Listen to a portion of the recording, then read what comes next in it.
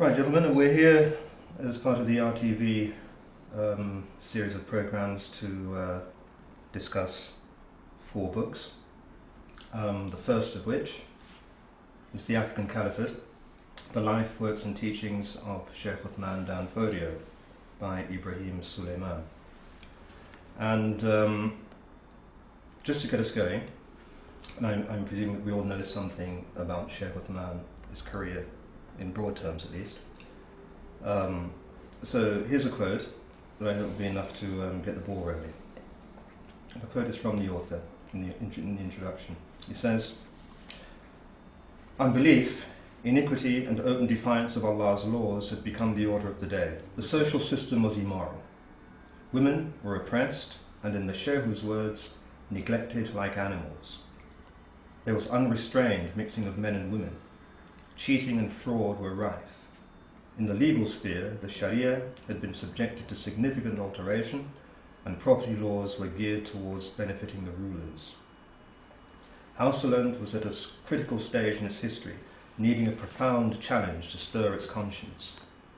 Shehu Usman dan Fodiye was the man who emerged to lay down this challenge, to awaken the vast land to its religious and social responsibilities, and to provide an alternative political, moral, and intellectual leadership." So who was this man, the Shehu? Well, what was interesting, I think, is the way that Sheikh Usman really reassessed his Islam in the context within which he was, and from that assessment he drew out the solutions to his problem, and he changed the whole community. Did he change his approach to his deen? No, but what had happened is that the ulama of his time had they had come to an accommodation with this iniquitous situation, Right. and Sheikh Usman didn't do that. So he really had to break. They felt that he broke radically with their tradition. Right. He took a stand. He took a stand. Yeah. And is that and you know, you see him especially in his pamphlets taking issues that people had, you know, almost forgotten, and going back in and pulling out the injunctions of Allah and applying them in a way that those people could understand in very, very simple language. But the challenge must have been knowing which elements to bring out that would actually allow society or enable society to change. What I found, or find, incredibly impressive about his work was the length of time he devoted, as you said earlier, to just teaching. Well, it's tarbiyah, isn't it? Yeah. It's real tarbiyah. Yeah. It's real fostering the growth of something. And producing, scholars, and other people who are able to, to maintain that transmission and so on. So, could it happen again?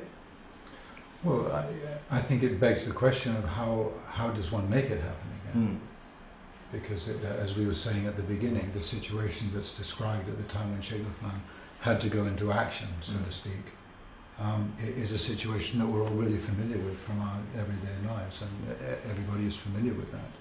You know, the corruption and the social and moral corruption is the norm. So how do you bring about that kind of... You're right. What's actually very exciting about it is that, in fact, it's so close to our own times, both in terms, not just the conditions, but in fact, in terms of years. It's actually not that long ago. The interesting thing is that it's so... you can see how timeless it is. The whole confrontation with the kufr of the time is timeless. But the thing, it's somehow we have to grasp the nature of it, of the confrontation as it is today, which most people haven't really grasped what it is. So in his age, then, if I'm not wrong, then, is the immorality that you see in the quote, the corruption of the scholars of the deen had obviously fallen into a state of almost complete idol worship, and just general ignorance of the people and the neglect of the ordinary people and the women. In fact, it makes a very strong point of the treatment of the women. We haven't touched on the his deen, let's call it, the features of it, it was traditional. Because again, we're going back to the, as you say, late 18th, 19th century. So at a time when, for example, Wahhabism in the Hijaz was actually quite a force. And yet we have in West Africa this phenomenon taking place which didn't seem to have that quite the same flavour. You have interesting parallels, but the parallels are very fascinating, like the Ihya al-Sunnah, wa Ikhmar al-Bid'ah, the revivification of the Sunnah and the obliteration of Bid'ah. And there's such a different tone to it from the Wahhabi thing, because he has a foreword and he says, I'm not here to point the finger at people, because if you rend the veil over people, Allah will rend the veil over you and your wrong actions. So there's a very, very sweet nature to it. Whereas this thing we've got used to about bid'ah is pointing the finger at other people and disgracing them. So it's fascinating, the parallels, in fact, with Wahhabism are fascinating. Because it's a very different approach altogether. Before we come to the next book, I mean, the one more consideration, I suppose, that we might just spend a minute thinking about. Where ought we to be looking? What direction? Where are we expecting the next real sense of renewal to come from? Given the state of things now amongst the Muslims. I think it has to come out of the Western world in one way or another, because it's such a dominant force. That dominant Western culture. It's in Papua New Guinea.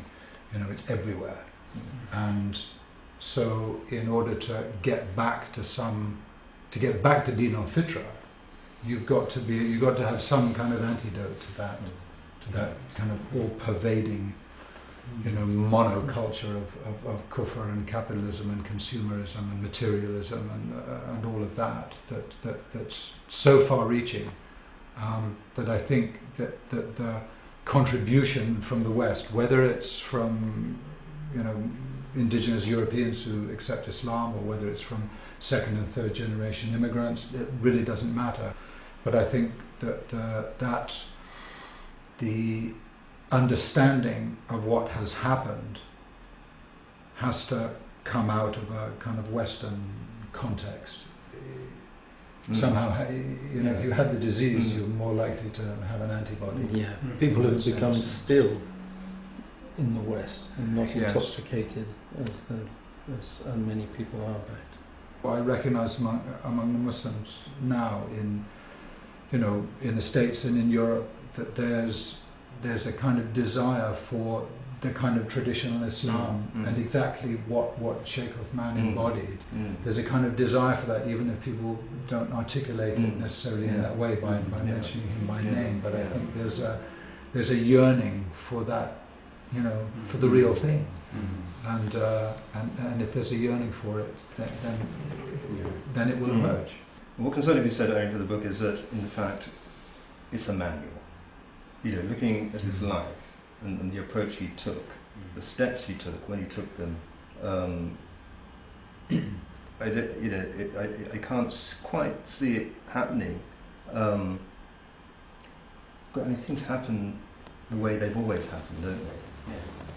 Especially if you're looking at something like the renewal of the deen. It's not going to be 100 miles away from the original phenomenon with the Rasul and the companions. Exactly, yeah. So there's always that element that's the strangers.